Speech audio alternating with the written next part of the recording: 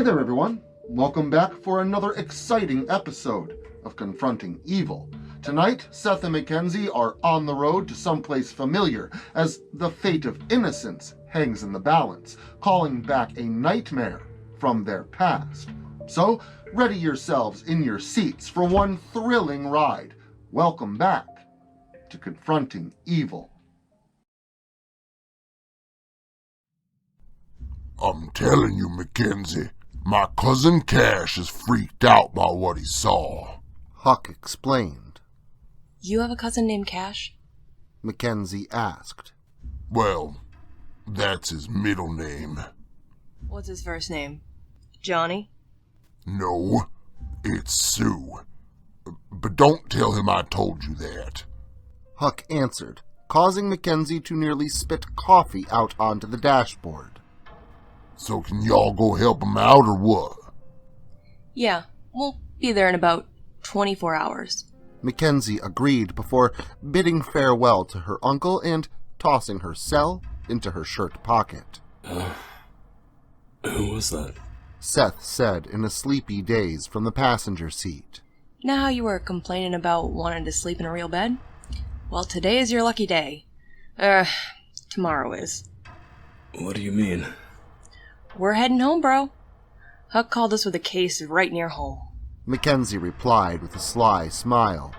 What kind of case? I don't know. Sounds like Huck's cousin Cash saw a ghost. Oh, a ghost?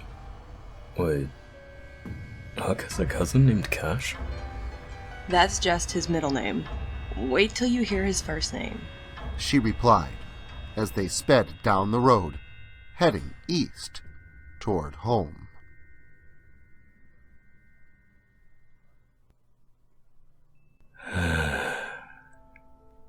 Yeah. Seth sighed with comfortable delight as he flopped down onto his own bed. It was neatly made with all the sheets tucked in. He just laid there face down on the blanket for a while. He turned his head to the side to look around his room. Even with a year's worth of dust, the place was still cleaner than most places that they had stayed while out on the road. MacKenzie went to her room to find everything just how she left it. Serial killers clad in hockey masks stood in movie posters upon her walls. Her blankets were all disheveled and pillows all thrown about, and the place had a bit of a smell due to the dirty clothes left on the bedroom floor for about a year, completely untouched.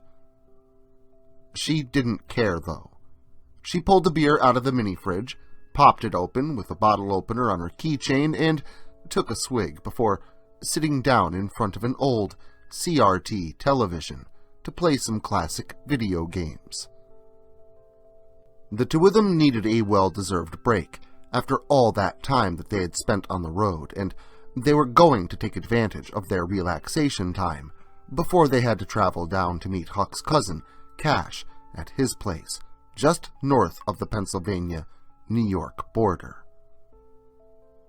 MacKenzie was about halfway through the World 6 Ice World castle when she was startled by the sound of a familiar theme from a 1978 horror movie. She paused the game and answered her cell phone. Where in the devil's dingus are yous two? Scolded Huck from the other end of the line. We were back home. Wanted to relax a little while we were in the neighborhood. MacKenzie tried to explain. Well, I'm glad you two could relax while my cousin's been shitting his britches worrying about you all night. Tonight? What's tonight? You ever see them stupid TV shows where a bunch of knuckleheads set up a bunch of cameras and stuff, try and film ghosts while pissing and moaning about how scared they are? Yeah, well, my dumbass cousin is one of them folks. He's part of some ghost hunting internet show, and the rest of them were planning on an investigation tonight. So, we're gonna be dealing with a bunch of amateurs pissing everything off and making our jobs more difficult. Great. So what's so special about this place anyway? Why is your cousin so freaked out? Well, it's a museum, actually. It used to be this rich guy's house until he was killed there about a year or so ago. His whole family was killed, actually, all except for a little girl. Poor thing said a wooden marionette killed everybody and wound up in a mental hospital. They're ghost hunting at the Gilmont estate, where Mr. Shaw killed the entire family before returning to Don't say it. Locust Lake. Why the hell does everything come back to that place? It's not just the lake, MacKenzie. That whole damn area has more curses than a sailor's vocabulary. Hey, is that Uncle Huck? Seth asked after entering the room. Is that your nincompoop brother? You and him get over there and make sure nothing happens to my dumbass cousin. Alright, Huck. We'll head on over and see what's up. MacKenzie said before hanging up the phone. So, where are we headed? Seth asked with a smile, getting only a stern look from his sister in return.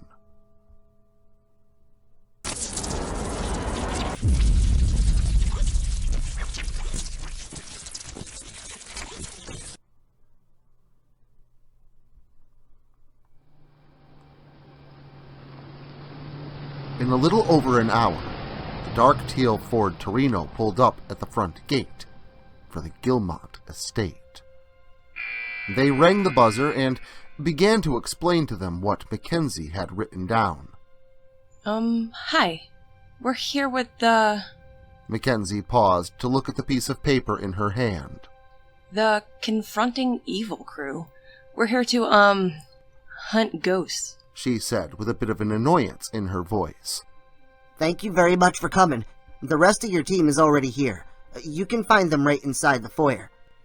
A voice spoke through the speaker. Thank you very much, Seth said, leaning over his sister. The gate opened and the Torino rolled down the driveway toward the large mansion, where all of the Gilmont collection was housed. It says here that Mr. Gilmont had an extensive Egyptian and medieval collection. Seth said, excited about the prospect of seeing such artifacts. The only mummies I'm interested in are Boris Karloff and Billy Zane. MacKenzie said as she pulled the Torino in behind the black van that was already there. Arnold Vosloo. What?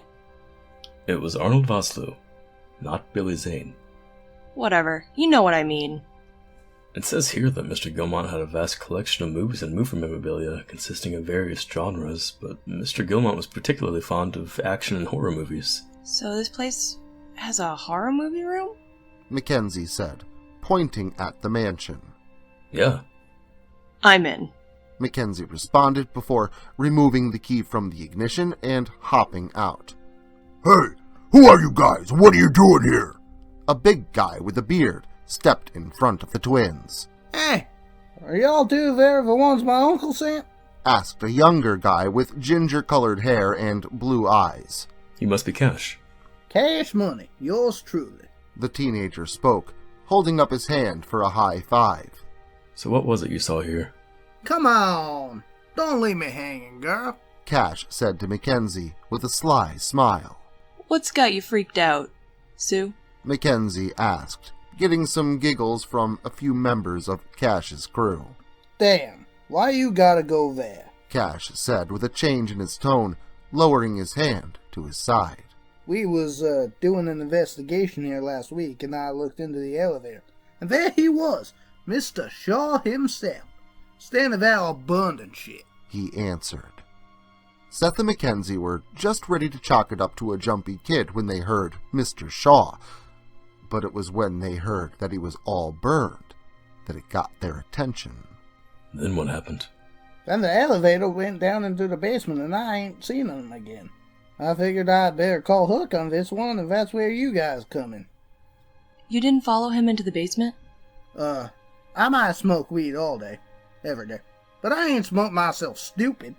Hell no, I wasn't gonna follow a murderous doll into the creepy-ass basement of a haunted house. Do I look that dumb to you? Do you really want me to answer that? MacKenzie warned, getting a look from her brother telling her to just shut up without using words. Are we almost done setting up? Do you guys need any help? Yeah, could you and Henry go set up a camera by the gun room? People are saying you can still hear them officers being shot by Mr. Shaw. Cash answered, before handing a camera on a tripod to Seth. A man in his 20s then stepped up and introduced himself to Seth and MacKenzie. I'm Henry. Let's head up to the second floor. The wide-shouldered, tan-skinned man said. His long, black hair was tied back into a bun, and his broad chest was barely covered by the flannel shirt that he wore. I was told that there was a horror room? Where is that? MacKenzie then asked, as her brother went off to set up the camera with Henry. Down the hall on the left. Cash said, pointing straight back through the open door of the mansion. And don't forget why you're here, he added with a jab. I'll make sure to keep an eye open for serial killer dolls, aside from the obvious ones found in the horror room.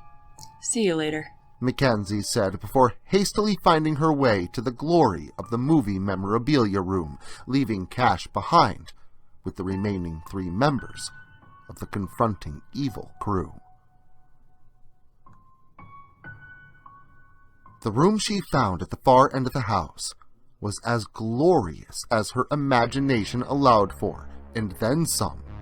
Autographed VHS tapes and DVDs, hockey masks, machetes, axes with pieces of wood from a broken door, clawed gloves and masks of a certain science fiction star. There were things from all the greats, and more. Hatchets and alien beasts, a blood-soaked cricket bat, and blueprints for some sinister device. It was truly a horror lover's dream. This guy was awesome! Oh my god! MacKenzie looked around with her hands on her head, looking in every which way, her mouth hanging open in shock. The mask from part 7, the glove from part 3, holy shit! She exclaimed as she rushed from display to display. It was at this time that she narrowly avoided a machete that flew off the wall in her direction. What the... Okay, that was a bit much, don't you think? MacKenzie spoke up. Why are you so pissed off? What did I do? She continued, reaching into her coat pocket to retrieve something for her aid. She waited in silence for a moment before she once again had to dodge a deadly movie prop when a butcher knife came hurtling at her. Quickly, she reacted and threw a handful of salt in the direction from which the knife had come. Then she watched as a translucent image of a frail, old man flickered before her eyes, like a shade of blue on a staticky TV between channels, where the image of a wrinkled old man was just visible for a moment in time, before flickering away once again. I better go get Seth before Grandpa comes and sucks blood out of my fingertips, MacKenzie said, rushing back to her brother. Meanwhile, Seth and Henry were at the gun room, the 2 of them discussing the collection of handguns, rifles, and projectile weapons that spanned the room, when MacKenzie came rushing in. Bro, they weren't kidding. There's definitely something here. I just had what I'm pretty sure was a machete from the remake thrown at me, which is completely understandable. But that butcher knife, according to Screen Grab, that was from the original 1978, and that I won't stand for. MacKenzie said as she barged in. What the hell are you talking about? Seth asked, confused at her ramblings. I hate to say it, these guys were right. What do you mean? Henry said, his dark eyes lighting up. I got things thrown at me, and I returned the favor with salt, and the guy lit up like a monotone 50s flick. Get out the salt and iron, because we have a ghost, MacKenzie answered, pulling the dark-colored iron dagger out of its sheath in her belt. What? For real? This place is actually haunted? I can't wait to tell the guys! Henry said excitedly. The 3 of them rushed back downstairs to find Cash and another member of his 4-person crew. The duo were sitting in the van used as the headquarters, where they could watch a live feed of all the cameras. They were discussing the history of the murders at the location when MacKenzie busted in, scaring the crap out of Cash and causing him to spill his energy drink all over himself. Alright, guys. Time out and huddle in. MacKenzie ordered. What the hell you doing? Asked Cash, still drenched in caffeine, ginseng, and taurine. This place ain't your typical homeland haunting. This place is more like Captain Howdy moved the gravestones, but didn't move the bodies type stuff. What the fuck? What? It's not safe here. You guys should probably get out of here and let us take care of it. What? No! Ain't no way that we leaving without evidence of what's going on here. Especially after what I saw and what you're telling me. No way! Besides, Jimmy is still setting up cameras. Let's wait for him to get back before we decide what to do, said Brenda, the girl sitting next to Cash. There he is now, Cash said, looking on as a new camera was hooked up to the system. Hey, can you see me? How's it look? Jimmy asked into his radio. It looks good, but you gotta get back to HQ. We got a problem. Alright, but first I'm gonna check out this room. There's some weird sounds going on in here. Tell him to forget about it and just come back. Cash was about to do just that when they watched the camera where Jimmy was still visible. They viewed the image on the screen to see Jimmy's body levitating off the ground, his hands gripping his neck as if something unseen was picking him up by his throat. Then they saw it, but only for a moment on the screen. A little wooden marionette hanging down from the ceiling, holding on to Jimmy's neck. The man coughed and gagged and begged for help over his radio, but the group of them could only watch in horror. Seth and MacKenzie quickly jumped into action, running into the house and up the stairs in an attempt to aid the poor man. Cash, Brenda, and Henry, however, watched in an abject horror as Jimmy was lifted up further and his stomach was ripped open on camera, his dark-colored blood, like chocolate syrup, across the black and white screen of the monitor. The twins made it into the room in time to find the last few feet of Jimmy's intestines being drawn out by an invisible force. Quickly, Seth drew his sawed-off shotgun and fired off a blast of iron and salt buckshot, blasting the ghost away from the scene. Oh no. What? What's wrong? What happened? They've ruined an original Hans Memling, Seth said, looking at the blood-soaked painting. I will never understand you, bro. But really, what do you think is causing all this? I don't know. This guy collected all kinds of things, and any one of them could be the source. We know next to nothing about what we're dealing with here, Guns. You got that right. We're in a damn museum. Anything here could be the source of the haunting. Maybe we should just torch the place. What? No! There's hundreds of priceless artifacts here. We can't just burn it all down, MacKenzie. Then, what the hell do we do? Sit down and have a tea party with it? Have a nice little chat? Oh, I'm just saying that maybe there's some clues around here that could help us find what we're looking for. Okay, Seth. But if we don't find something soon, 4th of July. This place is going up in a blaze of glory. No. We can't do that, and it won't come to that. We'll find something. I hope you're right, MacKenzie said, as something caught her eye. Beneath the old painting that was now covered in blood, she spotted a piece of paper sticking out, just barely, from beneath the artwork. MacKenzie reached out and touched the edge of the painting, where it then clicked and popped forward, revealing that it was on a hinge, and behind it was an old safe with a combination still in place, just barely open by a fraction of a hair. See? I told you we'd find something. Her brother told her as she looked inside the safe. It was mostly filled with tax paperwork and some money. Most of the value had been looted by someone long ago, but it was the key on the old iron loop that was the real treasure left over in the safe. What do you think it goes to? A lock. Dweeb. Thank you, Captain Avi Ass. The duo did not have to search for very long to find the keyhole that the key belonged to, though, because before they had even left the room, the second painting had fallen completely off the wall, revealing a metal panel hidden there. That's weird. It wants it to be found? Seth said in confusion. Don't look a gift horse in the mouth. MacKenzie told him, before inserting the key into the keyhole in the center of the metal panel. The key turned with a metallic clank, and gears could be heard turning inside the wall. Then, a 5-foot section of the wall indented inward and slid to reveal a hidden elevator. I've seen way too many scary movies to know this is a bad idea. MacKenzie said as she and her brother stepped inside the small elevator, just big enough for the two of them, before she pressed the only button in the lift. One button to go up, one button to go down. After pressing the button, an ornately fashioned iron gate closed behind them, and the elevator began to descend into the darkness beneath the old mansion.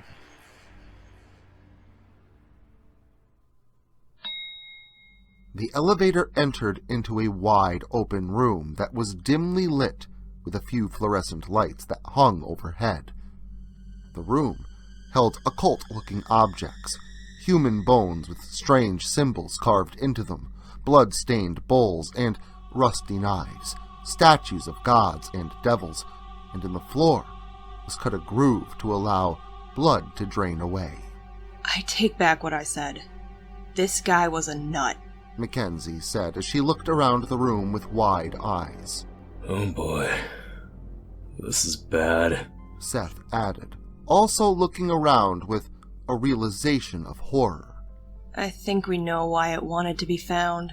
MacKenzie said, looking at her brother before she was yanked backward by two tiny wooden hands that were attached to long, accordion-like arms, folding accordion arms that led up to a burned and misshapen doll body that clung backwards to the ceiling, curling over backward and bending down to grasp MacKenzie around her waist.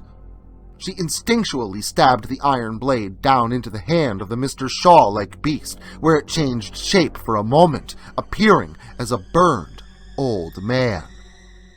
The doll and the frail elder sharing the same burns.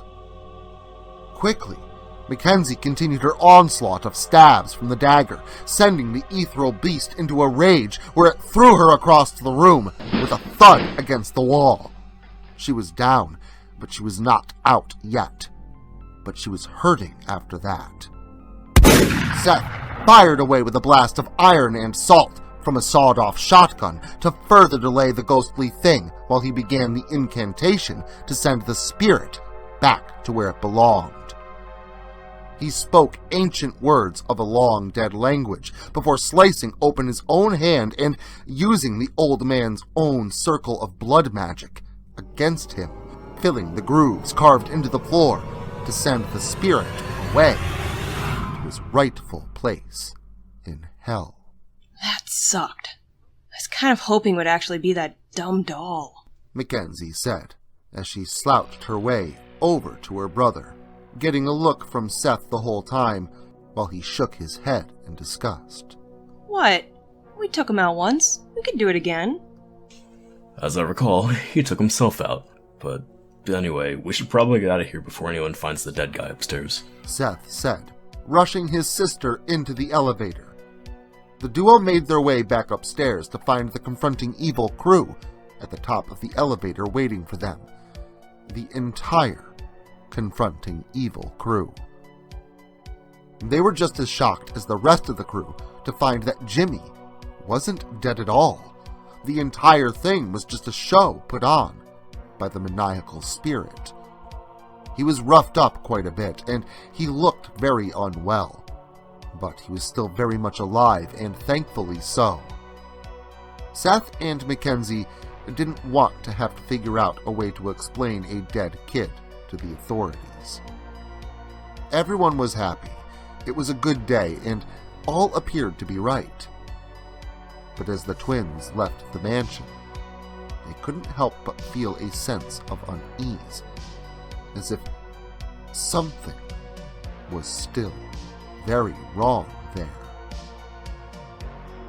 As the Torino disappeared down the highway, Jimmy sighed in relief, gripping his wounded stomach, where a rumbling and coiling replaced where his innards once had been. It would seem as though the duo have exceeded on the surface, but once again, something sinister lurks just out of reach. What will become of Jimmy? And will the siblings uncover the truth in time? Well, we'll find out more when we hit the road next month, when Confronting Evil returns.